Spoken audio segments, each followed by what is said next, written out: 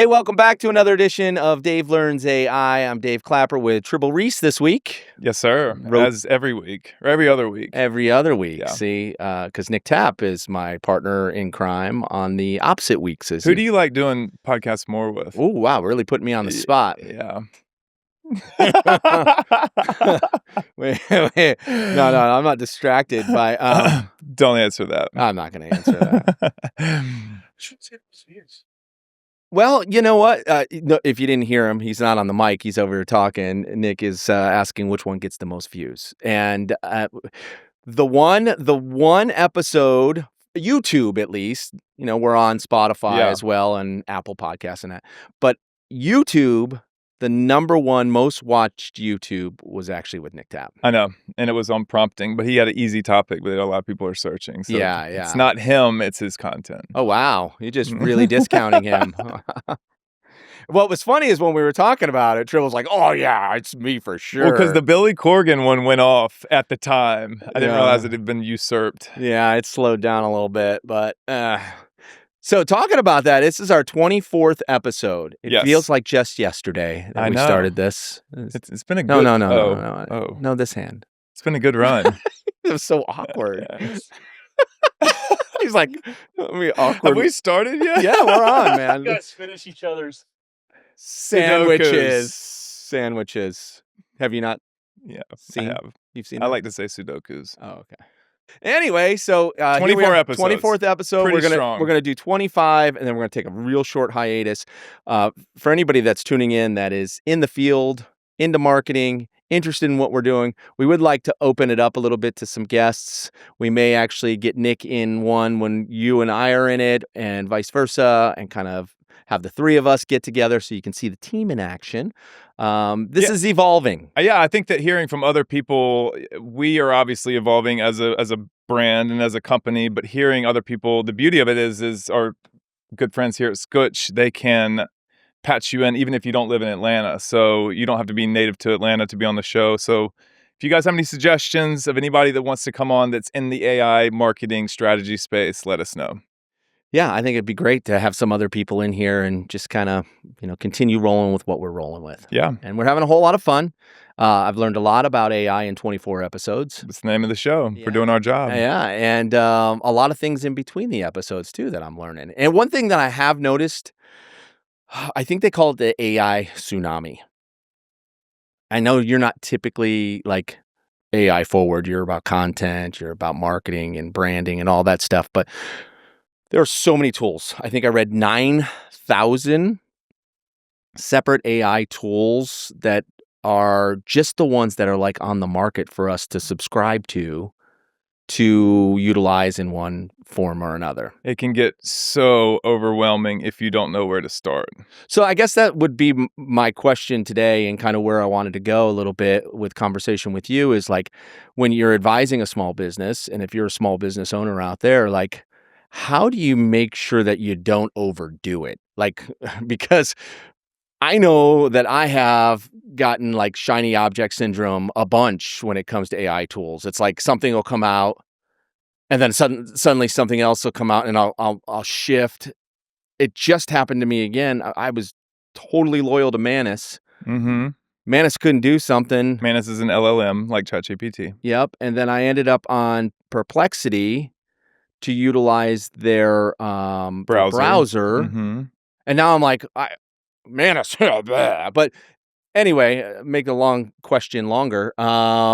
Like, how do you not get stuck in this like shiny object syndrome? Well, I'll put a feather in your cap because you are not only learning it here in the studio, you're actually applying some of the things that we talk about and applying those things for our clients. So you get a chance to hear from us, Nick and I, who are kind of specialists in our own lane, but then you can hear and apply some of the things that you hear. And that's really what it's all about, to answer your question, is ChatGPT is kind of the start where a lot of people start. They were the first to market. They're a large language model. So usually people will use something like that to rewrite emails or to like bounce ideas off of, and it's super impressive. Really, starting with that is probably the best place to start. As a small business owner, though, how do I keep myself from getting caught in the trap? So there's free versions, obviously, of a lot of these things. Yep. That's going away, it feels like, in a lot of these 9,000 tools. It seems like less and less offer you free options. Well, you know what? It's interesting because they all steal from each other. Yeah. It's just like a tech company that they all want to be everything to everybody. So they try to, there's 9,000 because this is a multi-trillion-dollar revolution that's coming. And if you can get any of that market share, then your stock market, your stock price will explode. So everybody's trying to grasp, and they're all trying to come up with niches. Are you good with content? Are you good with voiceover stuff? Are you good with rewriting or research like the LLMs? They're all going for one thing, which is our attention. So to go back to your original question, the best thing to do is just to start. And I know it seems overwhelming, but you got to get in there and you got to do the trial version to see how it can fit within what you're trying to do as a business. I would think that one of the most important parts would be to start with what your goal is. Yeah. And I think that's where sometimes you can get kind of lost in the mud a little bit because everything is so interesting and neat and unique. Like, oh my gosh, I can't believe it just did that. Or I can't believe this just did that. And you're like, oh yeah, I want to do that. And then you realize, well, I'm really not going to use that or, whatever. But the idea would be, I would think that as a small business, you have to identify first, what's my pain point? What's tripping me up? It's one of the things I think that we talk about more than anything else with Taptico is we want to come in and we want to solve your problems. We want to get under the hood and figure out what it is that is making your car lag. And the thing is about identifying exactly what it is that the problem is first. Yeah, identify the problem and then define what your goal is. And I feel like the goal should be to use whatever AI, whatever tool you're using, it needs to remain a tool right now. Yeah. Like, how can you incorporate this to solve one of your problems? Is it time? Like me for content, we figured out a way to really cut down on the time of video editing. And since I'm not like a professing expert video editor, I found ways to get whatever skills that I have further in less time. So that's kind of a goal. The goal kind of comes out when you define the problem. Yeah. Then you find a tool, and we talk a lot about the tools here on the show, and this is a great place to start. But then even like a simple Google search or a Chat GPT will always send you in the right direction. The important part is just to get in the sandbox and play and spend some time with each tool.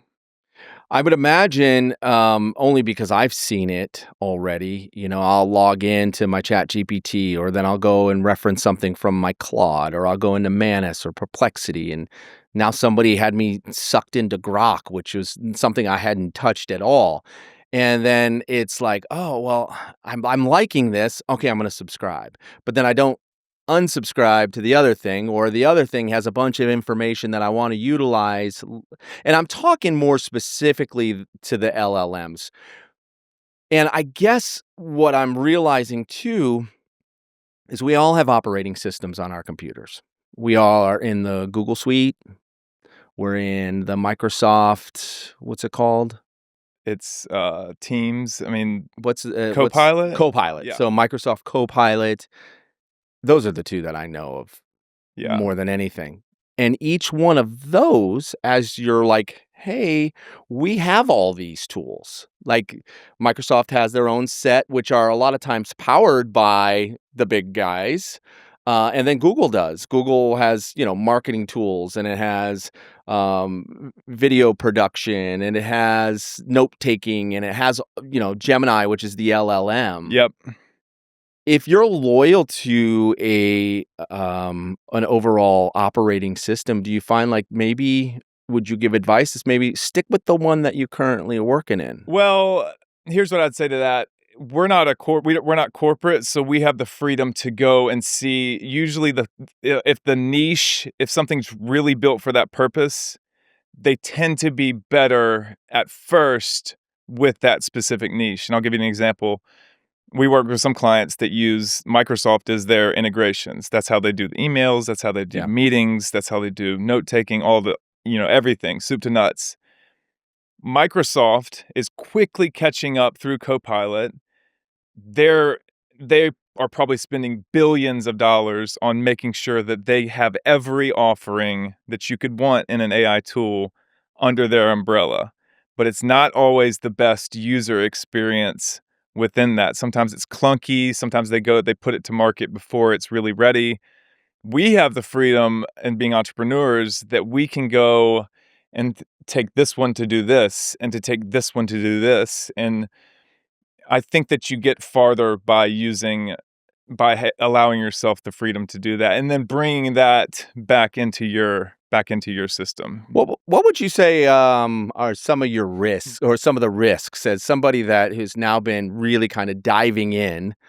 Like for you, like what have been some of the, oh shoot, I got to be careful with that. What are some of the risks as somebody who's just diving in for the first little bit? The risks is what we just talked about at the outset of the show is by, it's too much. I can't, information overload. I don't have time. Like the train is here, and you're going to get run over if you don't start to incorporate this as a tool. It's not necessarily going to take your job, but you're going to get lapped by people that are using AI because you can get so much farther. We listened to Lauren Lucas that talked about, she's a real estate agent, and she was out of money, and her staff all left, and she only had 4 people in her office. She had to do something to counteract that, and all of a sudden, so she dove into AI and dove into all the tools, and now a year later, she's going around the country speaking to it because it's been that powerful. Changed her business. It's changed her business. So that's a risk. The one other risk I'll give you, I don't think that you can rely on, once you start to use it, and I stand by this, and I probably say it every podcast. Oh, you're going to say human in the loop? Human in the loop. You use it as a tool. How did I know? We should call that. That's a separate podcast we have. And I just hula hoop the whole time. In boxers. Yes, naturally. Yeah. You got to have the human in the loop. Use it as a tool. Don't get too complacent. Don't just be like, hey, rewrite this email for me or tell me everything, and not like give your input or edit it or anything like that. I think that is probably one of the things that I would like to communicate to people who are learning AI or who are afraid of AI. And now doing this business for as long as we've had, 24 episodes, not just the podcast, but the business itself. I talk to people and they're like, AI is going to replace, AI is going to replace. And as we're working with AI tools on the daily, I haven't found anything it does that replaces me. It actually just assists me in being able to be more efficient for the clients that we're working for. So that fear, and I'm sure that's going to change as the systems continue to get smarter and continue to, program further out. And there are definitely jobs that aren't going to be as necessary. But man, it feels like, I don't know, like a human in the loop is really important still. For us as marketing and strategists, it doesn't have a soul. AI doesn't have a soul, and its creativity is one of the things that probably lacks that human kind of ingenuity. But take like voice actors. I wonder what their business is looking like. Take coders.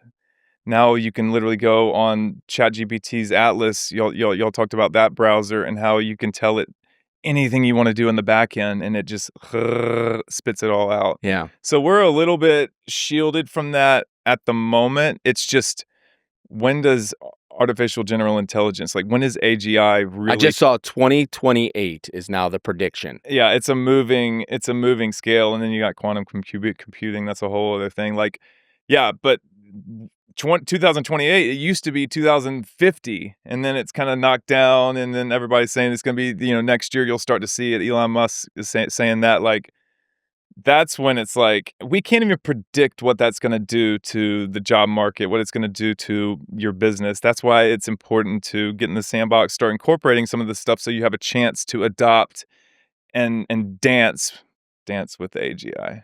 Nice. I have small children, 6 and 5. And we had a conversation the other day. Obviously, they have never experienced like a telephone, like a real telephone, not a mini computer. They only know that that's how people call. And we were talking about when we first started using Zoom. which was really during the pandemic. Yeah. Like FaceTime wasn't even really a thing yet, and the pandemic was 5 years ago, and here we are. And I remember very, very specifically going into Zoom and going, "Oh, the Jetsons, it's happening," where they had the video phone in the Jetsons, and you're like, that's never gonna happen. Flying cars are never gonna happen. Like none of this, Rosie the robot, that's not ever gonna happen.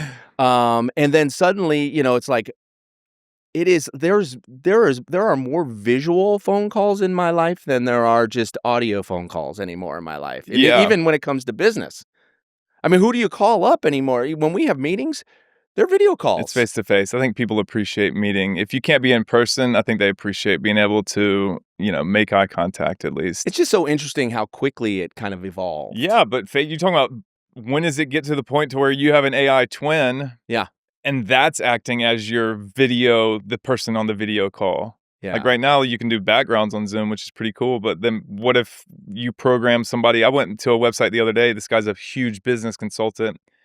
He has invested a lot of money in creating his AI twin, coaching it on who he is. Yeah. And so when you get to his website, it pops up and it's like, "Hi, what do you have questions about?" And you can talk to it like it's him. Yeah. Like he's trained So it. it's a bot. It's a bot, but except it's him. it's a visual bot. And for me as the user wanting to know about his services, I can get a lot farther. He don't have to waste any time like picking up the phone and answering questions or hiring somebody to do that. Yeah.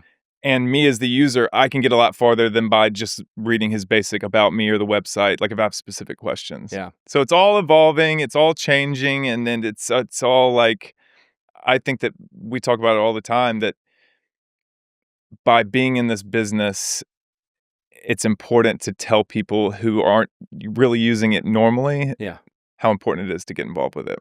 Yeah, and I really do think that if you're a business owner, that you have to be really careful because you can start throwing your credit card down to all these subscriptions, and they can get out of control real quick. And then you're like, suddenly, I mean, we've done this a couple of times as a business where we would, subscribe to two ultimately same kind of tools to see which works better for your situation. Yeah, but they're the same ones, and then it's like, okay, you got to make sure you go back and you got to cancel that or whatever, and then don't do too much on one or the other, because when you cancel it, you lose access to a lot of that stuff. So it's really, really important to have a clearly defined plan. Yep. Sitting down and going, all right, so what are some of the things that hang us up? What are some of the things we want to be more efficient at? And then go specifically to that resource when it comes to the tool, try that tool out, and then create your systems, as opposed to just, like I said, just grabbing out all those pretty shiny objects. Yeah, and that's just, we live in this subscription model world where streaming services all want you on subscription. Like even cars now, in order to use the heated seats, they want you to pay an extra $20 a month. Like that's the business model that stock markets, that board people of public companies, that's what they want to go with. I just think it's like just personal responsibility, and we do it as a company where we go back and review, all right, am I using this? Like when did I last use it? When am I going to need to use it again? I've been charged 3 months. But don't let that be an excuse, Dave, to not subscribe. Give it a shot. Just build that into your like monthly kind of cadence. Set a reminder to go back and review the tools, but don't be like, I have a lot of people who are like anti-subscription service. They're like, I'm you have to subscribe, play their game, but just don't let them win. Build that into your stack. That's like one of the new terms these days, tech right? Stack. Your tech stack. All right, episode 24. Simple, easy, fun, Yeah. exciting. Again, if you want to be a part of the show, we'd love to have you. If you have something interesting to say, or if you're like Nick and don't have anything interesting to say, you could still be a part of the show. So we would love that.